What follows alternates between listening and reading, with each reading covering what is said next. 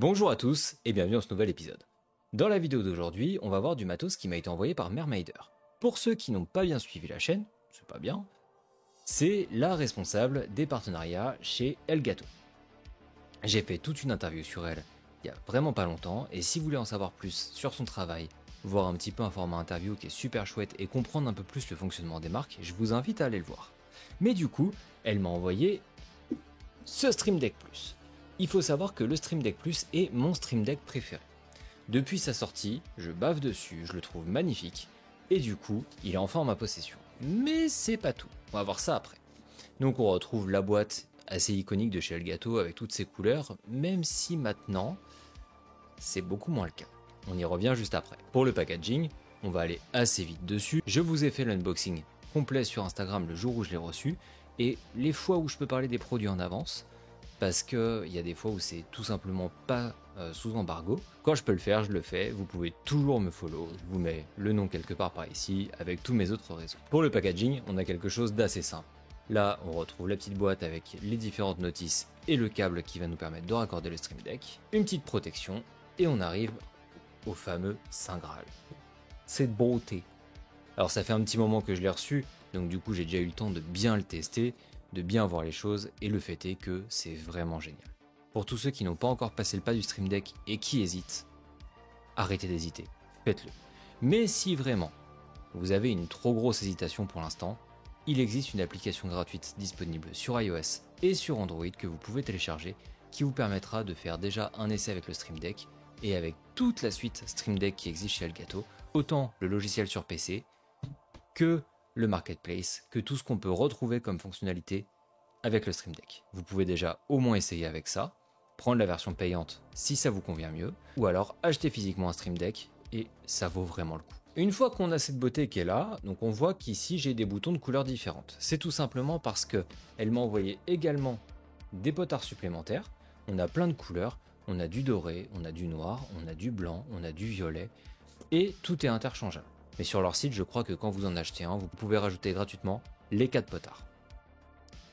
Donc, on a cette beauté qui est là, avec le petit emplacement USB-C qui nous sert donc à mettre le câble, qu'on va clipser dedans, il sera branché. Ici donc, on aura les boutons avec les écrans derrière. Ça reste un Stream Deck, ni plus ni moins. La nouveauté qu'on a, c'est vraiment ces potards ici, qui sont cliquables, et qu'on peut tout. J'adore. Et c'est très pratique pour plein de choses, mais que je vais vous montrer un petit peu après. Mais c'est pas la seule raison. Étant donné qu'il est sorti il y a longtemps, c'est pas pour ça qu'elle me l'a envoyé. Elle me l'a tout simplement envoyé parce qu'il y a ceci qui est sorti. Vous l'avez sûrement déjà vu, mais ceci est un hub USB qu'on va pouvoir venir connecter directement au Stream Deck. Il sera pas à côté, il sera pas en dessous, il vous prendra pas plus de place que le Stream Deck. Il est fait pour s'intégrer parfaitement avec votre Stream Deck. On a ça qui est sorti, et on a aussi le dock XLR qui est sorti. L'XLR, c'est pour brancher un micro. Mais en fait, on a deux façons de le brancher. Soit en USB, soit avec un câble XLR qui est un câble rond qui a des picots. Voilà. Moi, j'ai pas de micro XLR, celui-ci est en USB, ce qui me va très bien. Et j'allais pas lui demander de m'envoyer un micro en plus, etc. Je voyais pas l'intérêt. Donc, je lui ai demandé ce hub USB parce que pour le coup, j'en avais une réelle utilité et un besoin. Je vous parlais aussi du packaging qui changeait et de la boîte qui était certes iconique chez Elgato, mais aujourd'hui on a ces boîtes-là, comme on a vu l'introduction avec la gamme Neo par exemple, qui était dans une couleur bien plus sobre et qui était différente, tout simplement parce que Elgato fait aussi de plus en plus attention à l'impact écologique qu'ils ont. C'est pour ça qu'ils utilisent des boîtes comme celle-ci, qui sont faites essentiellement en carton recyclé, sans avoir trop d'encre et trop de couleurs, puisque la production de ces boîtes pollue énormément et leur recyclage est très compliqué. Ça amène aussi plus souvent à garder les boîtes quand elles sont jolies comme ça, que celles-ci, on a moins de pitié à les jeter. C'est bête, mais c'est vrai. On a une ouverture très facile ici, pareil, on limite le plastique, et donc du coup on a toutes les encoches dans le carton, vous avez juste à pousser un petit peu fort, et à ouvrir. Une fois que vous avez ouvert, vous arrivez là-dessus. Et c'est de toute beauté. On le sort, et là, on a le magnifique hub USB. Alors ça fait un petit moment que je l'utilise, et un petit moment satisfaisant juste pour vous, je voulais garder exprès.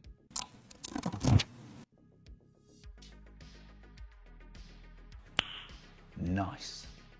On va donc regarder un peu plus précisément ce qu'on a.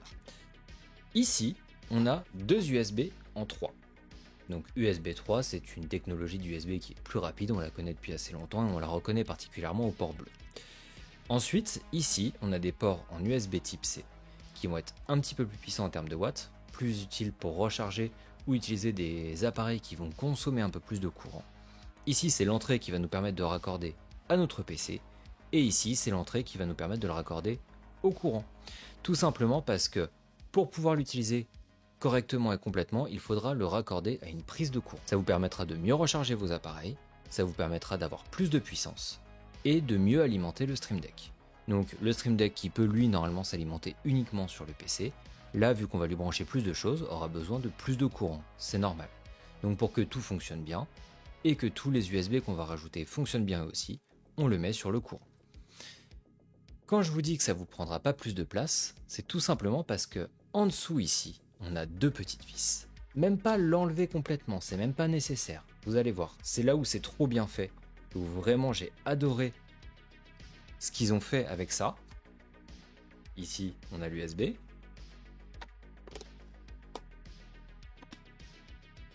Terminé. Et votre Stream Deck, un hub USB. Ça ne prend absolument pas plus de place, puisque à la base, on avait cet espace vide.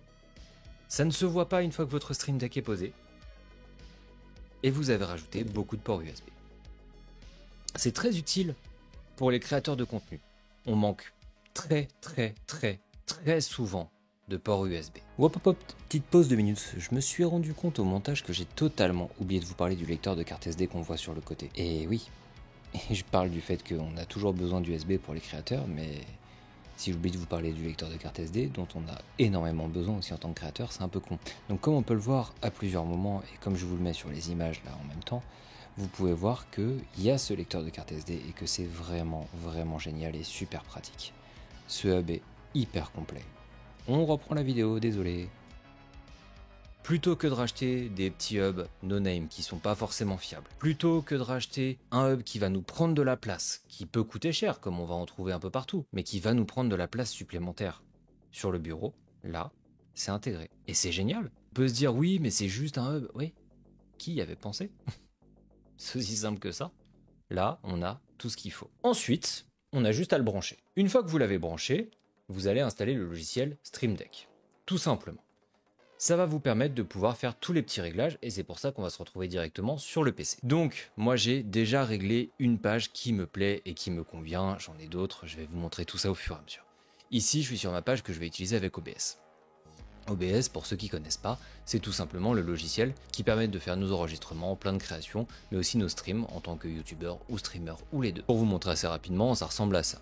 Ici, on va retrouver toutes les scènes qu'on utilise, ici, ça va être toutes les sources, etc. etc. Je pourrais en faire une vidéo dédiée, mais il y en a déjà vraiment plein sur YouTube. Vous pouvez aller voir, il y a des gens qui feront ça beaucoup mieux que moi parce qu'ils connaissent très bien le logiciel. Moi, je m'en sers seul. Donc ici, ça va être justement toutes mes scènes. Donc je peux interchanger en fonction des besoins que j'ai. Ici, celle que j'utilise la plupart du temps, tout simplement parce que c'est celle qui va me servir autant à faire les vidéos quand je dois enregistrer des choses sur des jeux, des logiciels, etc. Qui me sert aussi pour faire les streams de montage, etc. Ici, c'est ma source pour quand je dois juste arrêter, tout simplement. Et j'ai mis un icône particulier, donc ici on retrouve vraiment le thème Fallout, puisqu'il y a une collection magnifique avec Fallout, etc. etc. En appuyant ici, je coupe directement la caméra. Enfin, vous voyez, on a plein de choses. Ce qui va nous intéresser, c'est ce qu'il y a ici. Et c'est la raison pour laquelle j'aime tant ce Stream Deck. Ici, je vais pouvoir augmenter ou baisser la lumière que j'ai en face de moi, qui est donc la Keylight Neo, qui est excellente. Et je peux tout régler directement avec. À côté, je peux régler la température, c'est-à-dire la couleur que va avoir la lumière. Plus ou moins jaune, plus ou moins blanche, plus ou moins bleue.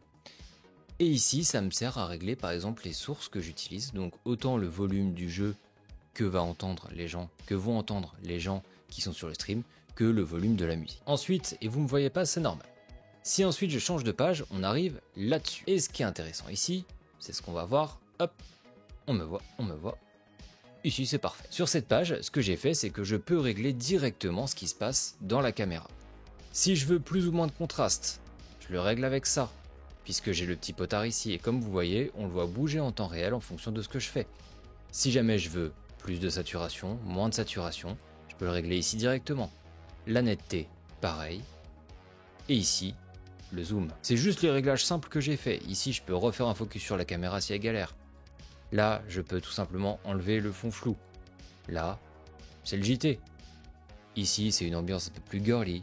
On est sur Sip and Gossip. Là, on fait croire des choses. Bref, peu importe. Comme vous le voyez, on a plein de choses qu'on peut faire directement avec ce Stream Deck. C'est ce que je trouve très très cool. Et pour le coup, c'est une des raisons principales pour lesquelles je l'adore. Si jamais je retourne sur ma page d'avant, ici, par exemple, donc comme je vous disais, j'ai la lumière qu'on voit bouger en temps réel, mais si j'appuie dessus, je l'éteins directement. Et là, je peux la rallumer. Et c'est vraiment toutes ces petites choses que j'ai trouvé géniales. Si je veux muter la musique en stream d'un seul coup, je peux le faire. Si je veux muter le jeu, je peux le faire. Je peux tout faire directement avec ce Stream Deck. Ça nous donne accès à plein de possibilités et j'ai vraiment pas tout exploré. Il y a des gens qui sont excellentissimes et qui ont des pages et des pages et des pages de réglages pour faire plein de choses et qui sont très très bons. Mais vraiment, c'est mon Stream Deck préféré et j'adore ce que ça nous propose. Là par exemple, vous avez la page qui est proposée de base par Elgato que j'ai gardée puisque je trouvais ça intéressant, particulièrement sur la luminosité du Stream Deck, parce que c'est vrai que quand je vais filmer le Stream Deck, par exemple, ce qui est déjà arrivé plusieurs fois, le fait qu'il soit trop lumineux, ça ne rend pas bien à l'image, donc du coup je peux le baisser directement avec ça. Et j'ai pas besoin de m'embêter à refaire un réglage sur une autre page alors que c'est quelque chose que je règle qu'une fois de temps en temps. Le fond qu'il y a derrière, c'est aussi ce que j'ai réglé. Comme je vous disais, on peut régler autant les icônes que les fonds. Ici, je peux faire tout simplement ouvrir la bibliothèque d'arrière-plan et vous en avez plein de différents. Et c'est ce qui va apparaître vraiment à l'arrière de votre Stream Deck selon ce que vous allez choisir. Là c'est celui-ci et on en a plein de différents. Mais ce qu'on a qui est génial aussi, c'est le Marketplace juste ici. Le Marketplace nous donne accès à énormément de choses et ça c'est quelque chose qui est vraiment chouette parce que vous pouvez avoir plus d'optimisation pour votre Stream Deck. Vous pouvez aussi avoir plus de personnalisation. Vous pouvez rajouter tellement de choses et tout à l'heure, j'étais encore dessus pour en installer de nouvelles. Et il y a plein de choses que j'ai envie d'essayer encore et encore et encore. Là, l'avantage, c'est que j'ai celui-ci qui va me permettre de faire vraiment le réglage dont j'ai besoin en fonction de mon stream, etc. Et j'ai le Neo de l'autre côté qui me sert beaucoup plus pour tout ce qui est multimédia. Si par exemple, je veux vous montrer, ici, comme on le voit, donc j'ai mon Stream Deck Plus qui est juste ici. Et ici, j'ai le Neo. Parce que c'est plus facile pour moi de régler à droite le multimédia et à gauche le stream, tout simplement. Encore un grand merci à Mermaider pour sa confiance parce que je reste une toute petite chaîne et elle me régale encore une fois en m'envoyant du super matériel, qui plus est du matériel que j'aime particulièrement et que j'utilise au quotidien. Et c'est ça qui est important, c'est que c'est du matériel que j'aime profondément. C'est pour ça que je vous présente autant de Elgato, parce que je crois dans ce qu'ils font. Et j'aime ce matériel, pour moi il est intéressant, il vaut son prix et c'est quelque chose qui est toujours chouette à vous présenter. J'espère que la vidéo vous a plu, n'hésitez pas à vous abonner, n'oubliez pas de mettre un pouce bleu et un commentaire, ça m'aide énormément. Et si vous voulez voir d'autres choses, continuez à me soutenir comme ça parce que plus on va monter ensemble, plus je pourrai faire de choses avec les marques. Sur ce, je vous fais des gros bisous, on se dit à la prochaine. Salut!